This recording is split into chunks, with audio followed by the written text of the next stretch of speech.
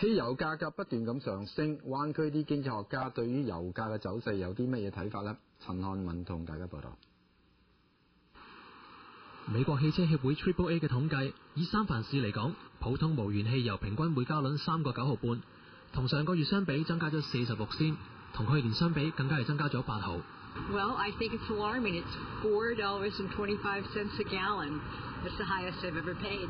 三藩市州立大學財政金融華裔教授陳日茂接受電話採訪嘅時候表示，目前中東國家嘅不穩定性影響咗油價大幅度上升，但係對於市場有人預期油價可能會升至每桶150蚊，佢並唔認同。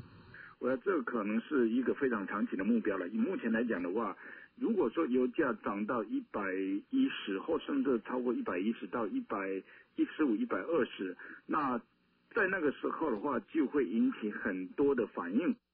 佢表示，到時候市場會對石油嘅需求減低，而且各個國家亦可能會動用石油儲備嚟穩定油價。雖然平日夏天好多人會揸車外遊，但係陳日茂表示，現時油價4蚊對駕車人士嚟講已經超過一個心理關口，因此佢預期，假如油價仍然高企，到時候需求量可能會減少，而令油價下降。咁駕車人士又有啲咩慳油嘅辦法呢？ For me, it's like instead of you wanna go to visit somebody like maybe in Sacramento or somewhere, you have to think twice about the price of gas. Instead of going twice a month, maybe you go once in a month.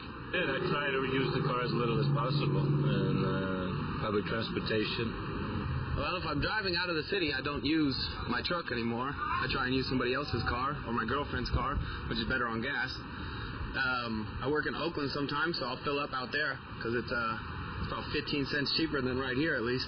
大部分嘅受訪者表示，雖然近日油價不斷上升，但係無奈每日都要揸車，唯有盡量改變駕駛習慣，睇下可唔可以慳到多啲油。26台記者陳漢文喺三藩市嘅採訪報導。